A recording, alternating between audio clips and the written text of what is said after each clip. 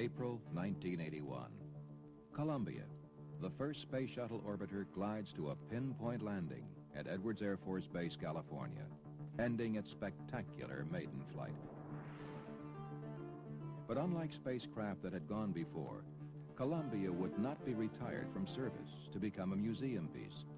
Its future as a space transport vehicle had only begun. After its successful first flight, Columbia was ferried back to Kennedy Space Center. There, the process of turnaround was set in motion. There were system checkouts, minor tile repairs and replacements. An experiments package called OSTA-1 was placed in the payload bay. The package rests on a platform built by the European Space Agency. The Canadian-built remote manipulator system was installed. The system includes a 50-foot-long mechanical arm. In early August, Columbia was moved over to the Vehicle Assembly Building.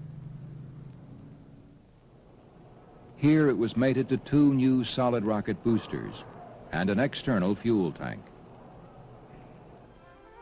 3 weeks later, it was rolled to the launch pad once again. Shuttle Flight 1 brought many firsts. Shuttle Flight 2 would bring another. The first time in the history of space flight that an attempt would be made to launch the same spacecraft a second time.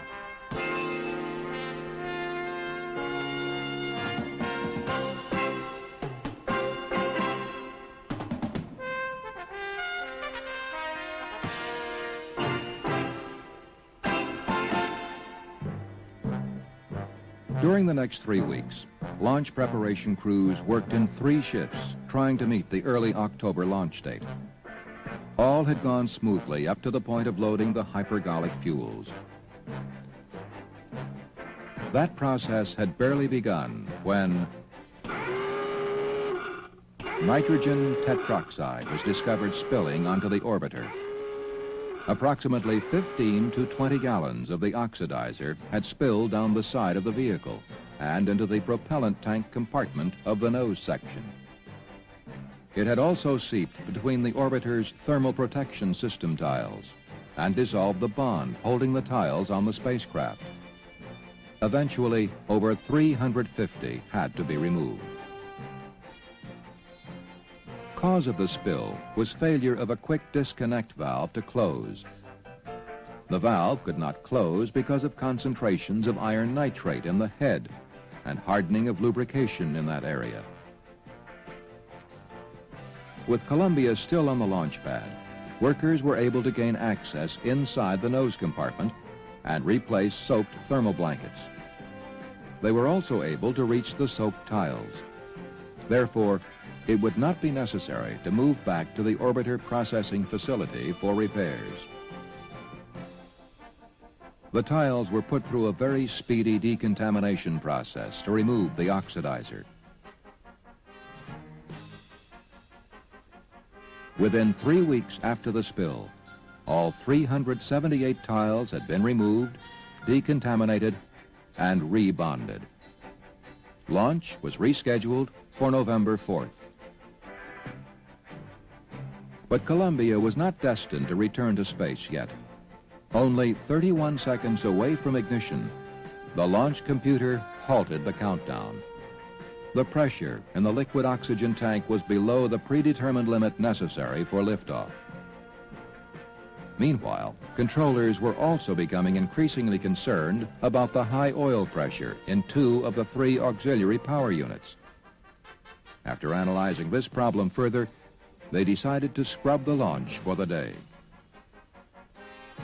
The APUs are vital to Columbia's safe ascent and entry, for steering the engines during liftoff, controlling the aero surfaces during landing, and for lowering the landing gear. It was suspected that oil pressure rose in the units because the filters were clogged. The problem would have to be solved before another launch.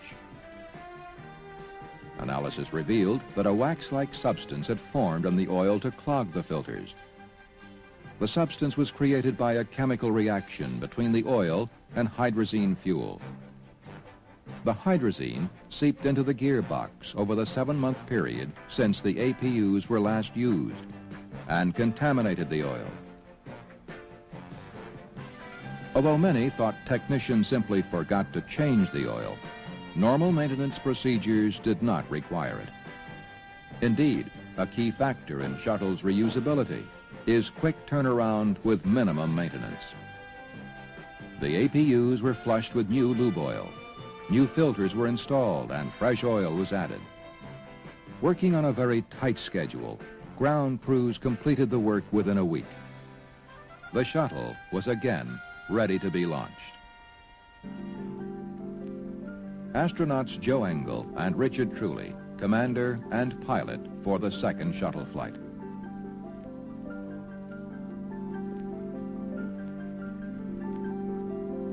Commander Engle, who joined NASA in 1966, was part of the backup crew for Apollo 14 and the first shuttle flight.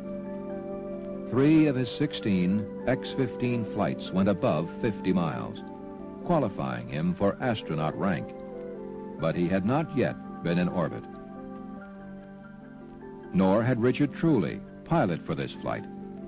Truly, who joined NASA in 1969, was capsule communicator for 3 Skylab missions and the Apollo-Soyuz mission. He was also part of the backup crew for Columbia's first flight.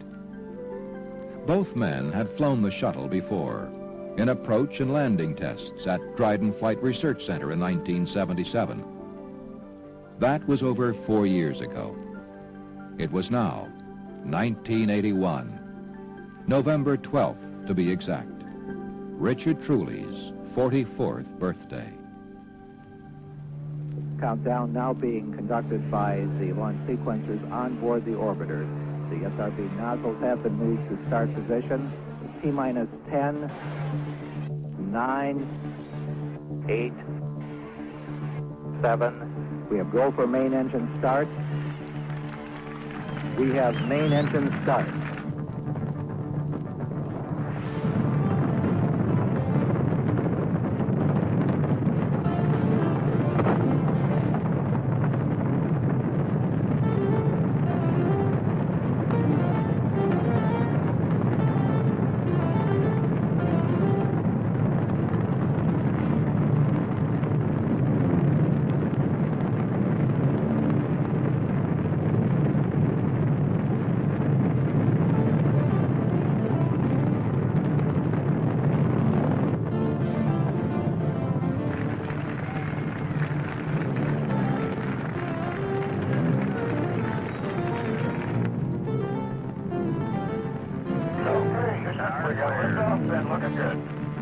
Roger, Columbia on a roll.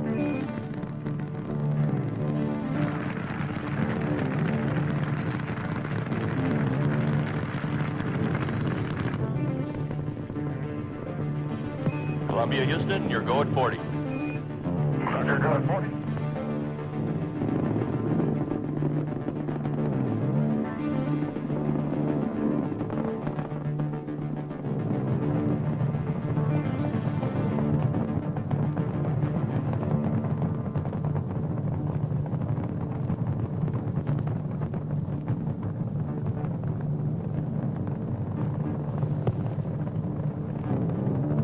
Okay, looks like we got a good SRB step. Roger, copy step. Looks good to us. Smooth, go ahead, Houston. SRB set flight. Roger on the SEP. 103 converged. Roger, got a 103.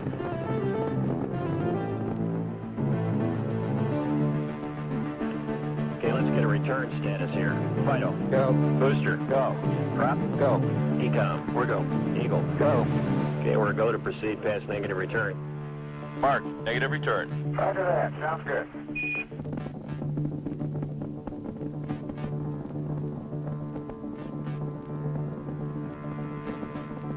Status Fido. Go. Guidance. Go. Miko holding 3-4. Yes, sir. Booster. Go. Go at 8, Capcom. Columbia, Houston, you're go at 8. Roger, go at 8. And it's solid as a rock, then.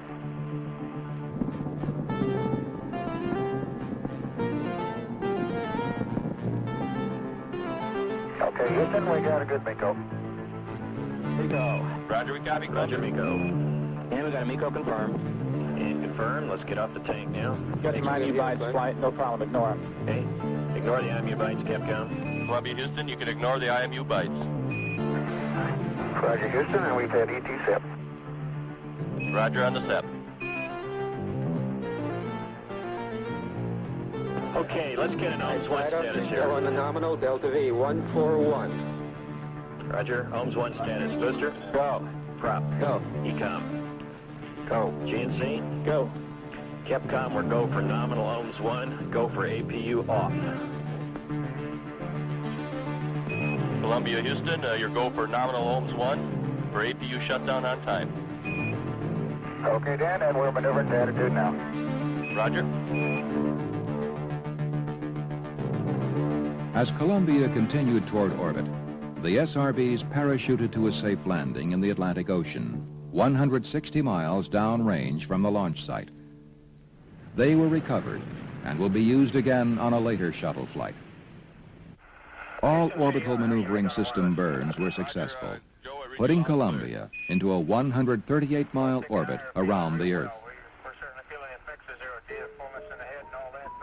The payload bay doors were opened to deploy the heat-dissipating radiators and expose the esta experiments. So began the many tasks of the 5-day mission that lay ahead. However, not long after achieving orbit, at about 2 hours, 27 minutes mission elapsed time, the crew reported a high pH level, indicating alkalinity in one of Columbia's 3 fuel cells. The cells, which produce electricity and water for the spacecraft and crew, are essential for operating the many systems on board. Flight controllers, having dealt with almost every conceivable problem during flight simulations, immediately began working to find a real-time solution to this problem. But meanwhile, the cell's capacity to generate electricity continued to deteriorate. At about 5 hours mission elapsed time, it was decided to take the fuel cell offline and safe it, drain it of all its energy. This would prevent a potentially dangerous reaction from occurring that could damage the spacecraft. But according to a mission rule made pre-flight, the failure of a fuel cell would reduce the 125-hour nominal mission to a 54-hour minimum mission. A mission management meeting was held to decide whether to enforce or override the rule, whether to come home after 54 hours or stay up for the full duration. At a press conference on day 2 of the mission, Johnson Space Center Director Christopher Kraft explained why the decision was finally made to shorten the mission. Well, we certainly don't have any other problems on board. I think that we think it's the prudent thing to do at this point in our test program. We think we can really get everything out of the mission that we have planned with the exception of time. So we just felt from a more prudent position, we had thought it out very carefully pre-flight that that was the best thing for us to do. Indeed, virtually everything was gotten out of the mission that was planned. All high-priority objectives were accomplished, and 90% of the overall objectives were completed, even though this was a test vehicle on a developmental flight cut short 71 hours.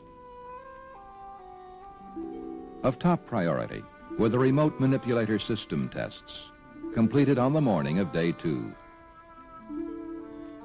Sally Ride, first female capsule communicator, guided the astronauts through the tests. And we've got a great picture from camera Delta of the arm going down into the cradle. Hey, good. I tell you, the old light ball looking out the window is the best alignment device, I think. And now we got a picture of the PLT moving the arm.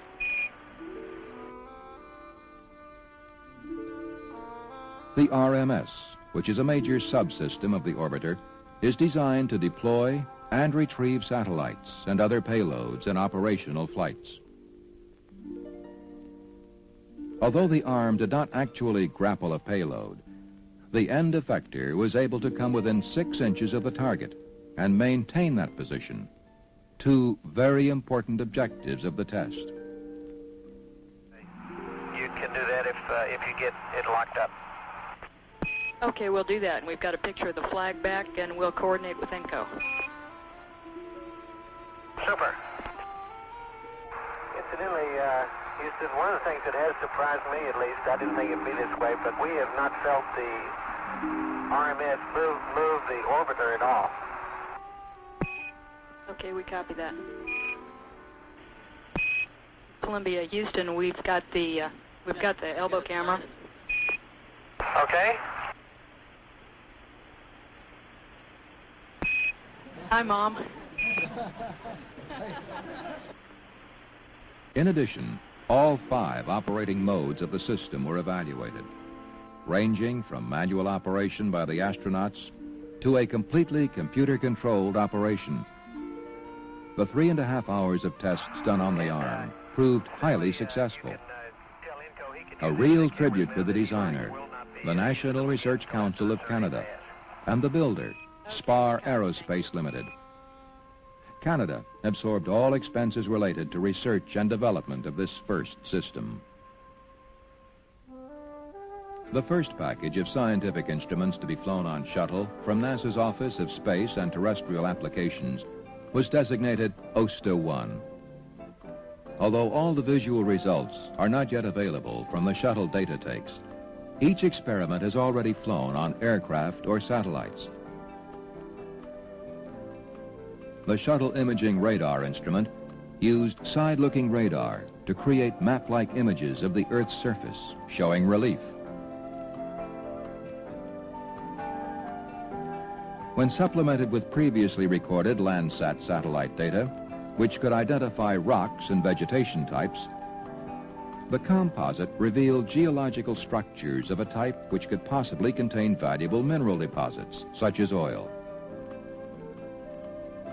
With the OSTA experiments mounted in the payload bay of Space Shuttle Columbia at an altitude of 160 miles, worldwide data was obtained, proving that sensors previously used on costly individual satellites could now be flown in groups on shuttle, along with low-cost commercial-grade sensors that could only be flown on aircraft before.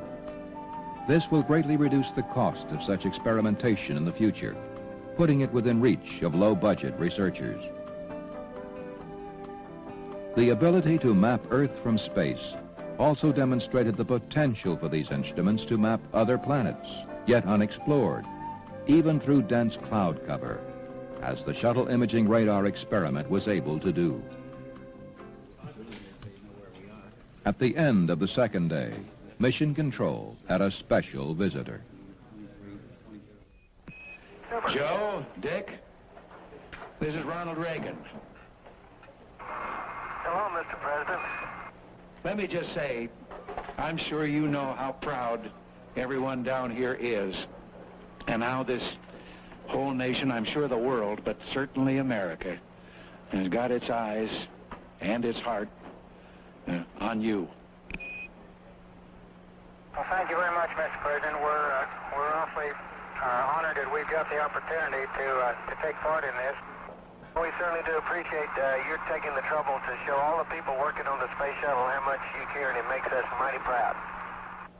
Well, I care, and again, God bless you both, and all of us here are watching with great pride.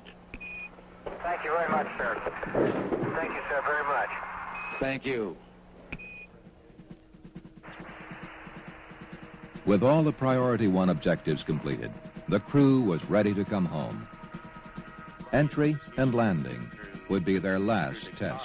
For 7 minutes, over. Roger, and the port door is coming closed, and I want to at least get it close here and stop, and then we can talk. Okay, that sounds good, Richard. KL operators, assume all of you have checked the configuration. I'd like to come around the horn and get a go-no-go for the deorbit burn. Fido? Go. Guidance? Go. He's still maneuvering with attitude. Understand. DPS? We're go flight. Command? Go. ECOM? Go. Eagle? Go. GNC? Go. Prop? Go. Booster? Go. Surgeon? Go. Inco? Go. Ops? FAO, go. Payload, go. And arrow, go. Okay, Capcom. Columbia, Houston, we have a go for the deorbit burn. 3 minutes remaining in this pass.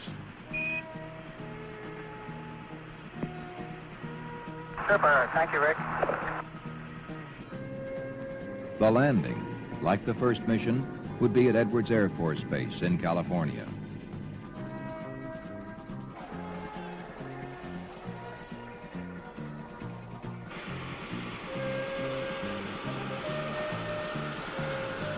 Entry on this mission would test the vehicle's response to maneuvers not performed before.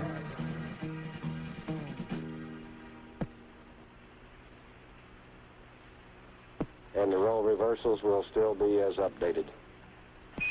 At Columbia, Houston, the roll reversals will still be as briefed. There will be no significant effect on that early turn on the first roll reversal. Over. Roger, understand. Thanks, Rick.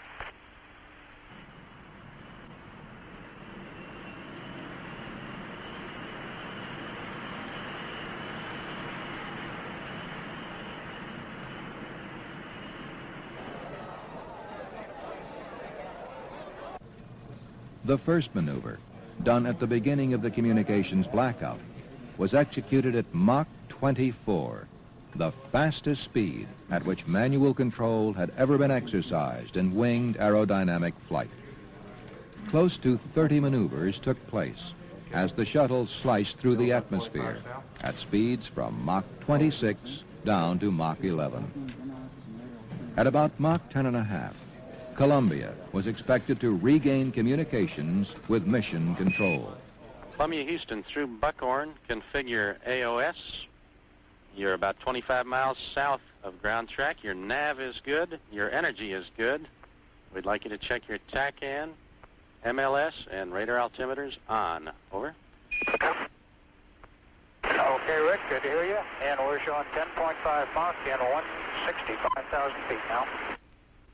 Roger, everything's looking good. Your energy is very good. The nav is good.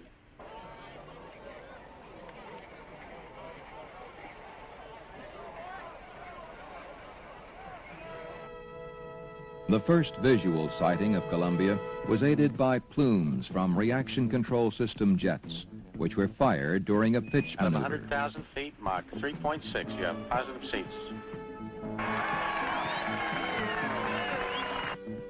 And we have a wind update for you and a weather update.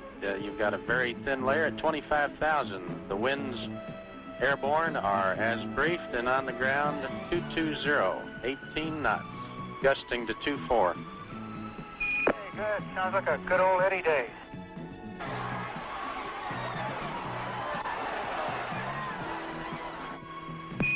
Columbia, Houston, we show you intercepting the hack, and a reminder you've got the strong winds out of the west. Now out of 38,000 feet. Okay, thank you, Rick.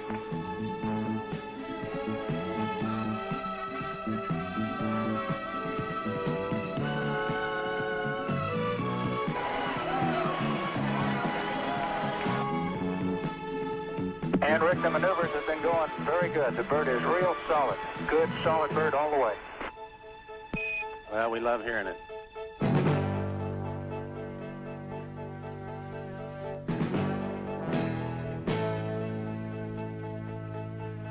Speed brake's coming close. Roger, slightly below glide slope. You have a go for auto land. Okay, Rick, thank you, sir. Okay, Rick, we're in auto.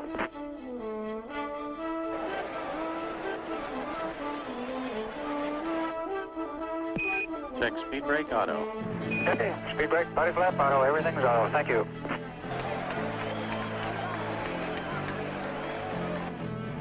Okay, 2,500 feet, speed brakes are closed. We're at 270 knots. Chase concurs.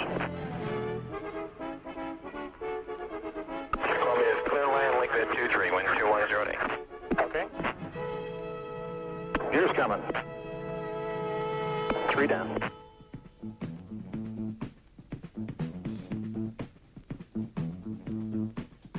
$100. 50. 30, 20, 10, 5, 3, touchdown. Nose gear 15.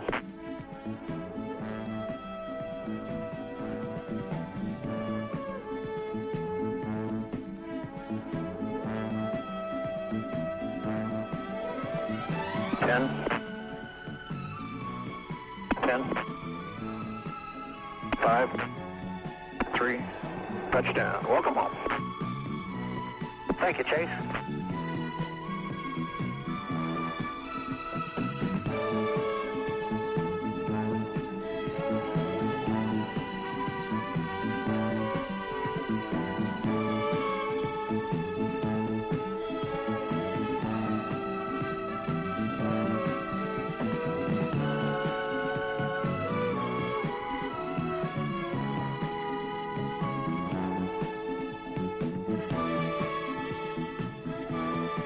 Okay, Houston, Columbia has rolled to a stop, and we're getting into the post-landing. Okay, Joe, it's a great day for the Ace Moving Company. Welcome home.